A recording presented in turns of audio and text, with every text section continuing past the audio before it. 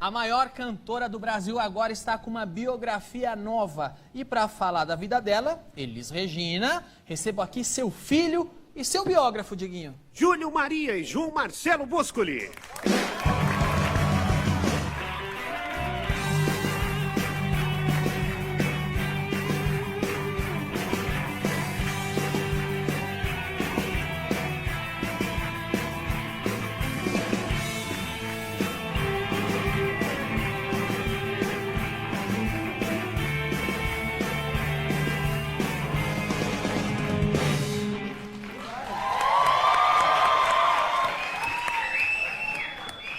João Marcelo falou, ficou bom, né? Pô, punk, eu nunca tinha visto Fascinação. Você nunca tinha visto Fascinação em punk? Não, acho que ninguém viu. Que legal, obrigado por terem vindo aqui. Eu agradeço. Muito foi um prazer recebê-los. João Marcelo, Júlio, biógrafo da Elis. Já existem algumas biografias da Elis Regina. Por que você fez a sua? Pois é, eu achei que dava para escavar mais. Tem uma biografia já lançada em 85, acho que pouco depois da morte dela. E eu achei que tivesse ali ainda um certo trauma, né, das pessoas para falar de Elis quando ela morre. É muito perto da morte. E ali tem uma questão de drogas que é muito pesado e que acredito que as pessoas naquele momento ainda estivessem sob aquele efeito traumatizante de não posso falar disso, teve um caça às bruxas, quem levou a droga para Elis, como que ela morreu. Eu acho que o tempo acabou me sendo um aliado. Você acha que naquele período, quando saiu a biografia, ele foi 85, por ali? Por aí. Estavam ligando mais para a morte do que para a vida dela? Estavam ligando mais pelo como aconteceu a morte do que como ela viveu? Exatamente. E também tinha uma certa patrulha às avessas, né? Tinha um patrulhamento como se Elis fosse uma pessoa imaculada e que qualquer tipo de comentário sobre a morte dela seria alguma coisa que, como se estivesse falando mal da Elis, né? Entendi. Uma coisa passional demais. Por isso que eu tenho a mesma opinião do Júlio. Eu acho que com o passar dos anos isso foi se sublimando e a gente tem que ter liberdade de falar sobre as coisas, né? Legal você, filho dela, falando isso, né? Você falando, o pessoal tava muito passional com a história dela. O pessoal tava. Na época eu era menor, eu não tinha muito...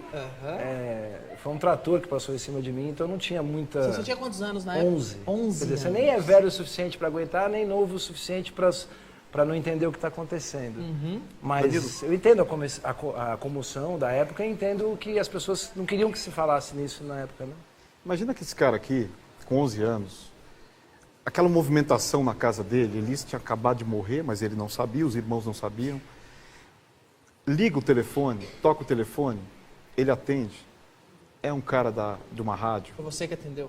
Foi. Dizendo o seguinte... Genial, cara, né? Foi, só para confirmar uma informação, Elis Regina morreu essa manhã. Não, mas ele Foi assim sabia. que você tinha voz de moleque, Não, o cara sabia o que eu tava fazendo. Você até sabe quem é, né? Foi assim que você soube que sua mãe morreu? Com um cara da rádio perguntando pro filho dela de 11 anos. Sei que a idiotice não é algo contemporâneo, né? É um negócio que existe faz tempo, né? A maldade, a falta de limites, cara. né? Foi barra Canária, canalice. Canalice. Das grandes. Ao mesmo tempo, um jornalista que estava cumprindo sua função, vamos fazer, né, também. Calma aí, mas antes de ser jornalista, você sabe que tem o filho dela de 11 anos que atendeu. Ele Você podia pode falar, chamar alguém. Será que ele sabe? você pode chamar alguém Mas aí? você se identificou como sou? Sim, claro. Ah, então tá. Não, aí... Uau! E de onde surgiu, Júlio, a ideia? É uma coisa que, desde quando você leu as outras biografias dela, você falava, eu quero fazer um, ou você foi convidado para fazer? Cara, eu fui convidado para fazer um livro em homenagem a Elis. Lá, para sair lá atrás, quando 30 anos de morte, né? 2012.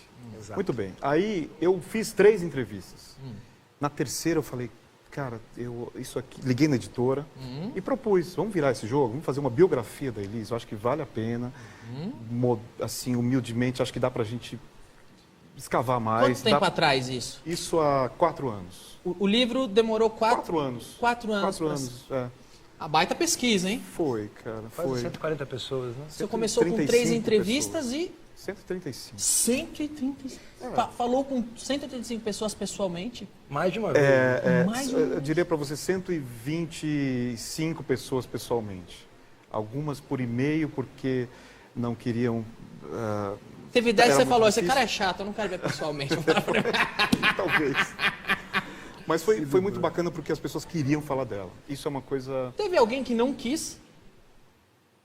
Não. Teve. Quem?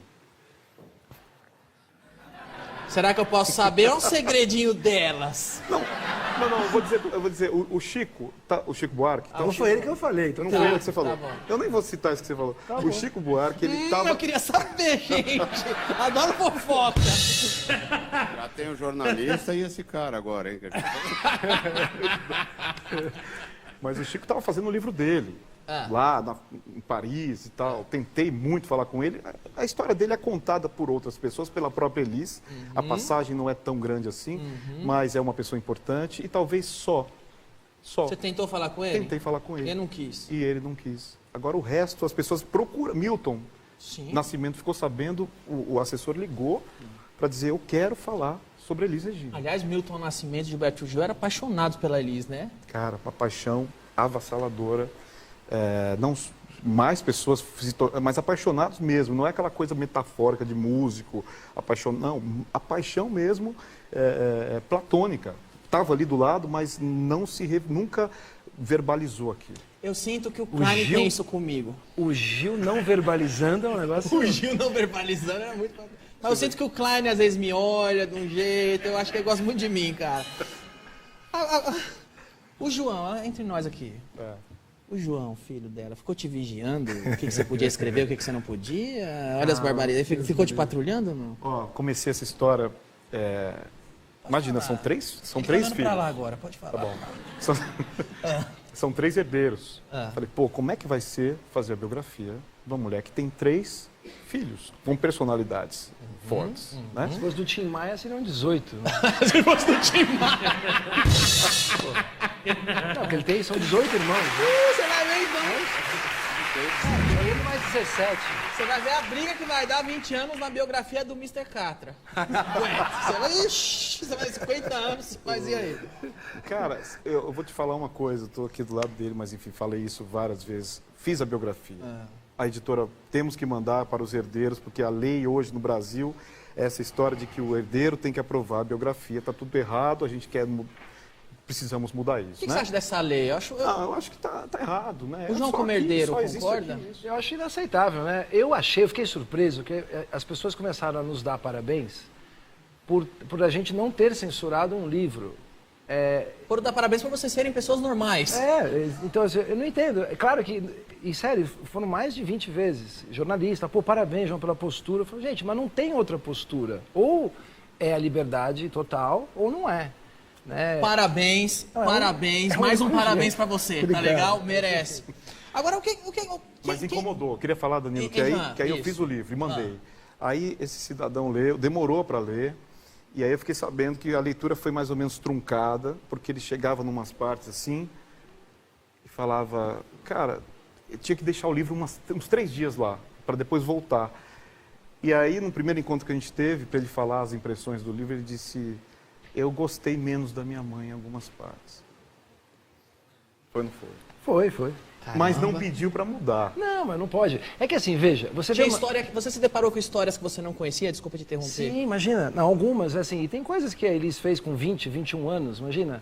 A artista mais popular do Brasil, o primeiro artista a vender 1 milhão de cópias com um programa que era número 1 em audiência com 20 anos de idade. Baita peso. Então, assim, tem uma série de coisas, tipo, coisas simples, de como chamar a Nana Caymmi do Rio de Janeiro para vir a São Paulo participar do programa e dizer, não, ela não vai cantar. Então isso é tipo, mas é uma coisa que é uma meninice, mas você olha aquilo e fala, pô, mas não combina com a Elis que eu conheci, que já era uma mulher de... Mas é meninice? é aquela Insegurança. coisa que as cantoras se amam, né? A gente sabe disso, né? Mulherada se A ama. mulherada eu não sei, as cantoras em si eu sei que elas têm uma coisa de competição e... Então, assim, você vê um aspecto humano que não é nada edificante. Eu fui falar essa frase para ele, para tentar passar um pouco a sensação. Eu olhei às vezes e falei, pô, Júlio, eu gostei menos dela em alguns momentos, assim. Que eu achei que não eram coisas que estavam à altura daquilo que a gente conheceu de Elis, né? Que defendeu a liberdade de expressão, uma série de coisas. Coisas pequenas, né?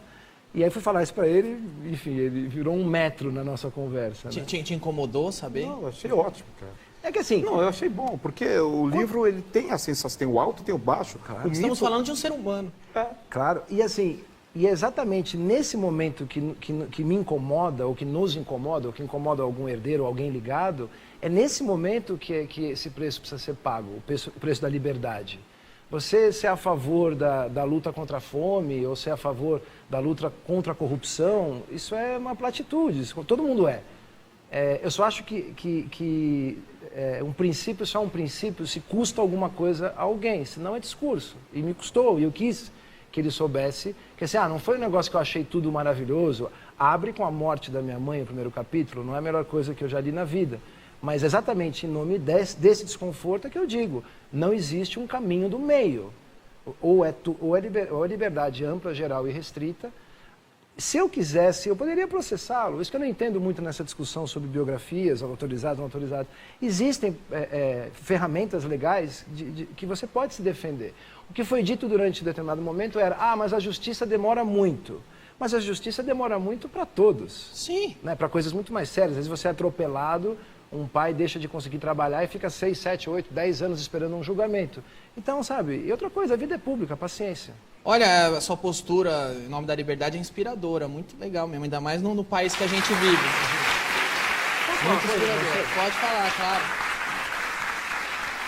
É bem simples. Eu gosto de stand-up comedy desde pequeno, porque tinha aberturas do show da Elis com humor. Ela mesma fez um show com o Miele todo de humor. E quando eu tinha 13 anos, eu ganhei o primeiro vídeo do Eddie Murphy, o Raw, ao vivo. E passei a acompanhar todos. Enfim, gosto muito disso. Eu acho que vocês todos, independentemente de eu gostar mais de um ou de outro, de detestar todos, isso é secundário, vocês tiveram um papel importante nesses últimos 10 anos de colocar esse assunto em discussão. Porque é assustador, com tudo que passamos há tão pouco tempo, que se discute ainda, ou que se discuta ainda a liberdade de expressão no Brasil. E fiquem usando eufemismos, não, é uma pré-aprovação, é um direito à privacidade. Querido, como assim? Você entende? tem a liberdade de falar o que quiser, desde que eu concorde. Isso é muito ruim. Sempre cai nessa. Isso é ruim. E se alguém tiver alguma dúvida com relação à liberdade de expressão, entra num buscador de internet qualquer, escreva lá, presidente Obama, National Enquirer, gay. É capa do jornal um caso que o Obama teve com um cara que deu entrevista, foi descoberto o caso, todos os dias o Elvis está vivo e tal. É o preço da liberdade. Se você estiver incomodado, escreva outro livro ou processe. Agora, tudo menos a censura. Isso é muito ruim. Perfeito, inspirador e excelente. Aliás, só para não perder o assunto, você citou que a Elisa, na pessoa bem-humorada, gostava de comédia, e tem ela com Miele aqui no livro. Né? Agora, falando ainda, para não fugir do assunto de liberdade de expressão, de como as coisas... Quem tem um pouquinho mais de poder ou de prestígio usa isso para patrulhar a liberdade dos outros. Né?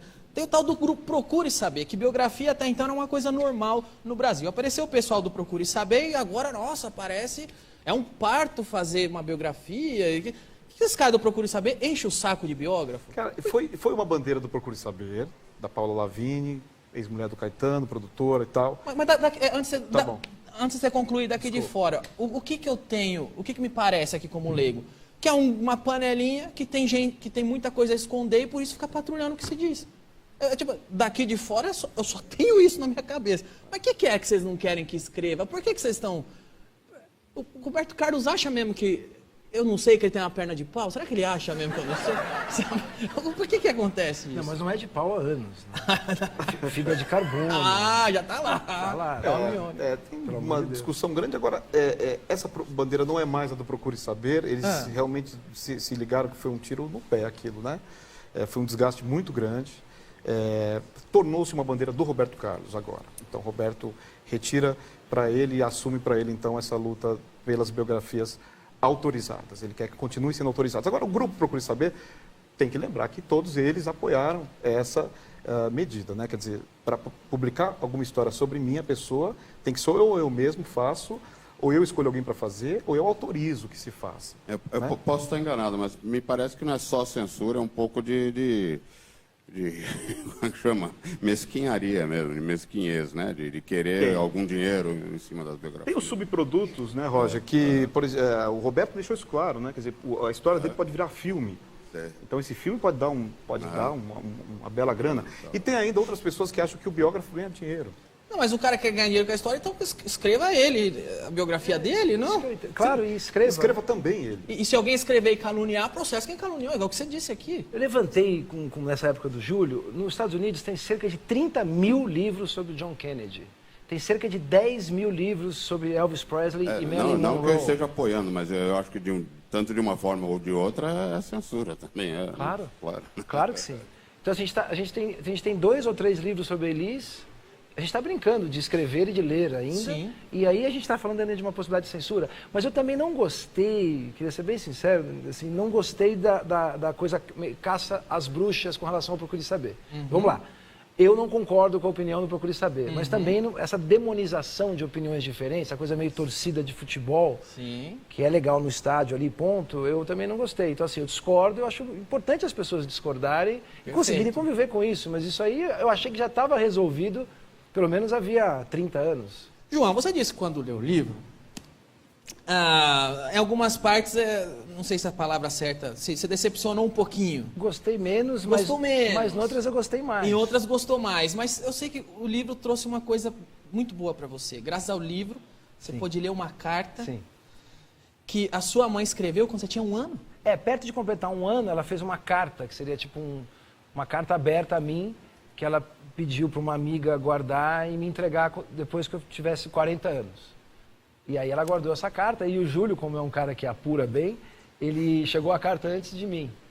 Eu acabei lendo a carta, eu li no livro. Quantos anos você está? 44. Ah, você leu 4 anos atrás. Eu li Você leu mais ou menos... mais ou menos na época que ela queria. E essa amiga foi muito leal, guardou a carta. Eu não tenho a carta original, pretendo ter. E o que dizia a carta, mais ou menos, por cima? Cara, não... Quem quiser compra o livro, né? Não é por isso. Aqui, para qualquer pessoa que é filho, enfim, para qualquer ser humano é muito comovente, né? Imagino. É uma declaração de amor muito profunda.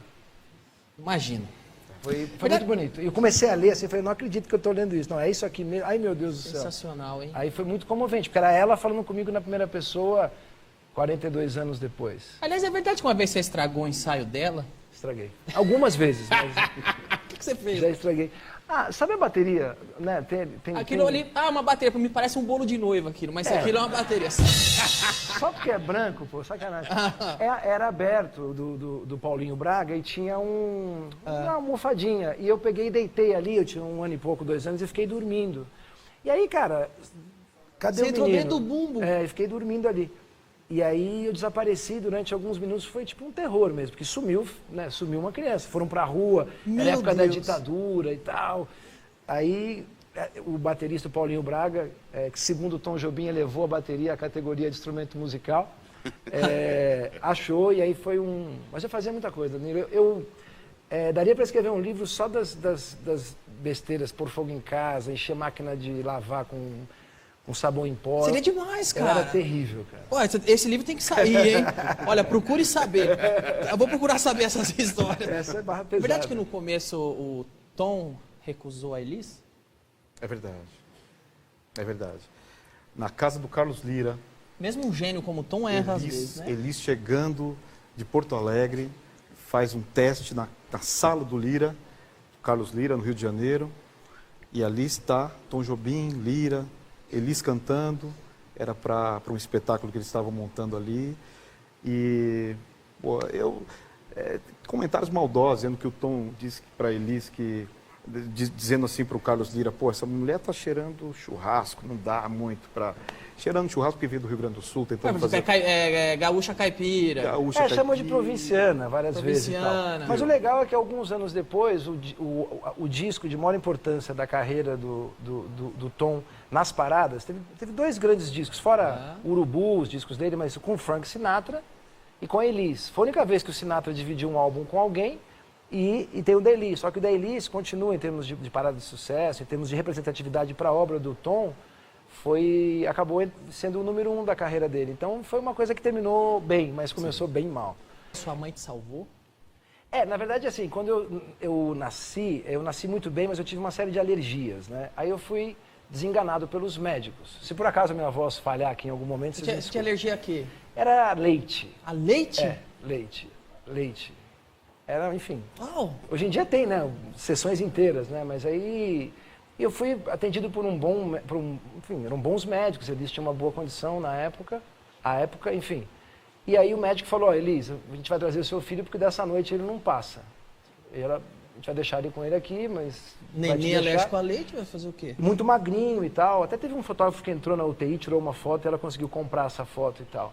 Aí ela falou que ficou conversando comigo a noite inteira e se despedindo e cantando e falou que foi as raias da loucura, né? Porque estava com o bebê deitado em cima dela, desenganado. Aí o médico chegou tipo 5 da manhã, falou, o que aconteceu aqui? Ele não entendeu. Ela falou, como assim? Ele falou, ele está bem. Eu falei, como assim? Então meu filho não vai morrer? Ele falou, não, o que você fez aqui? Eu falei, não, eu fiquei conversando com ele, eu fiquei cantando para ele apenas. Aí o médico na hora falou, bom, eu não entendo, não sei como explicar isso, mas eu acho que o som da sua voz salvou a vida do seu filho. Uau, cara. Foi bacana.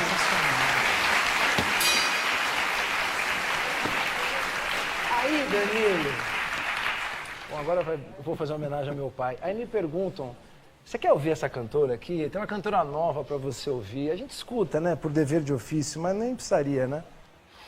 Não tem, é algo que nunca será superado, né? Sem falar que os 7 meses anteriores ao nascimento, ela estava em temporada no Canecão. Então, eu fiquei lá, né, com batera, com baixo e tal, até os 7, 8 meses. E não tem nada a ver o problema que eu tive com isso.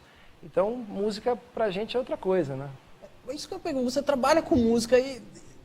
Você já nasceu com uma voz que é insuperável pra você? Não, insuperável pra mim, né? Exato, não que seja insuperável... Exato, e como você lida com...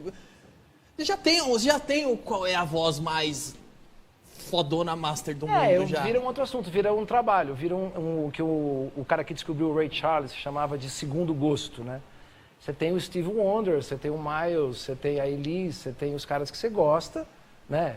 Você tem que estar no Monte Olimpo e vamos ver o que E aí você tem o dia a dia, o trabalho, né? Porque Entendi. é trabalho, né? Que aí você, às vezes você tem que entrevistar 2 caras que nem a gente, é a vida. Não, tá mó legal a entrevista, cara. Agora quando vocês vão embora, eu vou ficar sozinho com o Diguinho. Isso é que é uma merda, cara. Agora, a Elisa era espírita.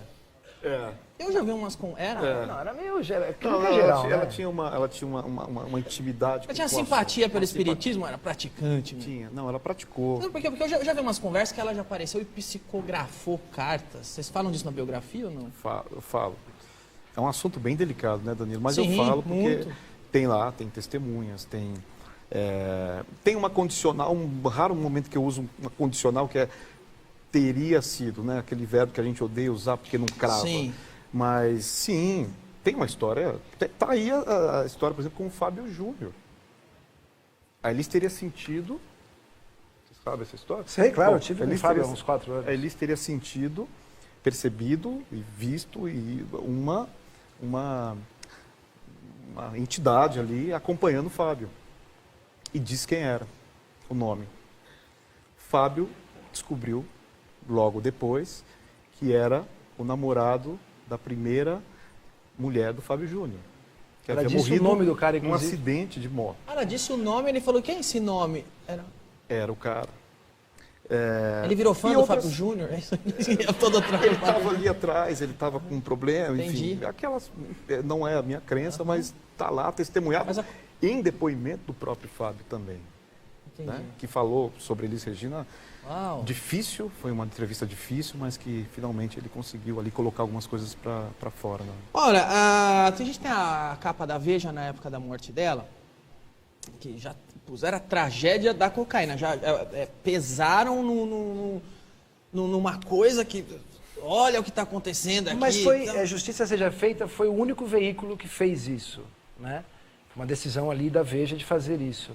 Foi o único veículo que teve uma postura mais desumana de sair do fato principal, que é a morte, e partir para um sensacionalismo e tal. E ainda se justificaram como se fosse um dever cívico da revista alertar a juventude contra as drogas, etc. Né? Mas foi o único veículo, mas foi uma única vez que isso aconteceu na Veja. A Veja, antes e depois, sempre teve uma relação muito respeitosa, inclusive com o livro.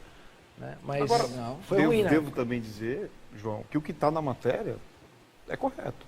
O que está na matéria da Veja... A matéria é vendida com sensacionalismo na capa, mas a matéria condiz exatamente com o que aconteceu. Que hoje, 30 anos depois, desarquivando o inquérito reentrevistando as pessoas, Foi aquilo. o que aconteceu? Elis ingeriu álcool. Eu sei que para o João foi difícil também encarar isso como uma realidade, porque tinham outras possibilidades, né? Não, mas tinha um elemento na época curioso, o seguinte, lembra do Vladimir Herzog? O jornalista que foi encontrado morto, que trabalhava na TV Cultura, e que foi dado um laudo que ele se suicidou. Sim, enfim. Só que aí Samuel McDowell de Figueiredo e Marco Antônio Barbosa, jovens advogados, provaram que não tinha sido suicídio, que foi um assassinato. Quando a Elis morreu, ela estava namorando com Samuel, que ele era advogado da família já havia muito tempo. E é meu grande amigo até hoje e tal. E o Samuel tinha provado, e quem tinha assinado o laudo era um cara chamado Ari Shibata, que foi o mesmo cara que foi deslocado às pressas para fazer o laudo da Elis. Como a Elis era muito careta, era meio até chapa branca nesse sentido, e chamaram o Ari Shibata, começou a ter uma fantasia de que era uma vingança. Criou-se uma conspiração. Uma conspiração, quer dizer, o Samuel McDowell pegou a gente aqui na ditadura com um laudo falso. Agora eu vou me botaram vingar. o mesmo cara, eu vou me vingar. Então isso alimentou um pouco as Só que o fantasias. Samuel McDowell me disse, né, quer dizer, em entrevista para o livro, dizendo que isso foi uma fantasia. Ele nunca duvidou do laudo. Sim. O Samuel. Sim, né? sim, Entendi. Então, enfim. Mas por que eu levantei o assunto da morte da Elis Regina e mostrei a capa ali? Porque, como associam a cocaína a Elis Regina, acho que, nossa, ela usava droga beça, doidado e tal. Era isso? Não. Pois é. Isso é algo para ser... Tipo, também morreu porque sublime. usava tanto que uma hora ia morrer. Exatamente. Era Então, tem isso? gente- sabe que eu estava fazendo o livro e as pessoas vinham falar para mim, puxa, que bom, pena que a Elis foi tão... Ela tinha filhos, imagina, ela não podia nunca fazer aquilo, se drogou a vida inteira. Aí eu ficava feliz, falava, puxa, eu acho que o livro vai ter alguma função nessa É história. isso que passa, se drogou a vida inteira. Cara, exatamente. E Olha, e esse é era a maior, isso. talvez a maior injustiça na história seja essa. Porque a Elis começa a usar, exatamente quando começa ali uma temporada de show do Trem Azul, que é o último espetáculo que ela faz, ou seja, uma média de 10 meses antes Menos de um ano antes de morrer. ela cai, mas aí sim cai, como cai em tudo na vida para valer, na cocaína, enfim, na segurança, na pseudo-segurança da cocaína, já que ela tinha acabado de se separar do César Camargo Mariano, que foi o amor da vida dela, estava com um show novo na mão de... E cocaína na época era meio o que foi o êxtase no começo das raves. Era algo... Tinha especiais de televisão que você abria na plateia a câmera Tavam lá. e tava Sim, todo mundo sim, dando sim, brasa, sim. né? E definitivamente é um negócio muito perigoso, né? Então a Elis falou uma vez, eu me cansei de ser a polícia dos meus amigos. Porque como ela não usava, parece minha avó falando, né? Como ela não tomava, não cheirava, não fazia as coisas, quando ela chegava, mudava o assunto. Quando ela chegava... Chegou a careta, então ela começou a sentir isso muito, muito. Então ela começou a ser uma exceção, ela começou a se sentir realmente uma polícia dos seus amigos. No camarim nosso acontece isso. Tá todo mundo bem. Quando chega o mingau, a gente começa a cheirar cola. Fica com vergonha dele. Pessoal, vamos cheirar cola que o mingau chegou, pra ele não ficar, deslocado. Mas e aí, o que aconteceu de fato? Cara, não, sabe outra coisa? Eu acho estranho um pouco essa condenação da cocaína. Eu não sei se na geração dos 80, por exemplo, depois os caras... Isso virou, até parece que uma certa mitificação, né? Sim. Parece até um orgulho, né? Da morte pela cocaína. É engraçado que a Elis, não, ela foi crucificada pelo fato de ter morrido daquele jeito. Eu ainda não consegui entender isso. Porque era contra a cultura, era legal, era cool, e ela morre crucificada porque usou, o que... Ela vai e usa, como todo mundo usava. Exato. E não foi uma overdose. Então, aí o que aconteceu? Ela pega, usa um pouco lá de cocaína, tem as medidas aí todas no laudo, ela usa e mistura com cinzano a bebida, que é inclusive encontrada no corpo dela e a garrafa no chão do quarto. Tem uma reação no organismo dela violenta e leva a parada cardíaca, né? Então ela é encontrada... Foi a mistura. A mistura. Não foi overdose, foi a mistura. A mistura, que para ela reagiu E a de uma maneira de ingestão, mais mistura. com mistura. Diluída, né? Diluída. A cocaína diluída no cinzano, na bebida alcoólica. Ou seja, não foi uma quantidade absurda, não foi um suicídio. Foi a mistura errada na hora Foi a errada. mistura errada. Olha, foi muito legal. O livro está muito caprichado. O livro é da editora da Eliana. Master Books. É Master Books. Está muito caprichado o livro. Que legal essa conversa que a gente teve. Foi um prazer. Muito obrigado por terem vindo. Obrigado a você. Foi um prazer. Quando quiser, a casa é de você.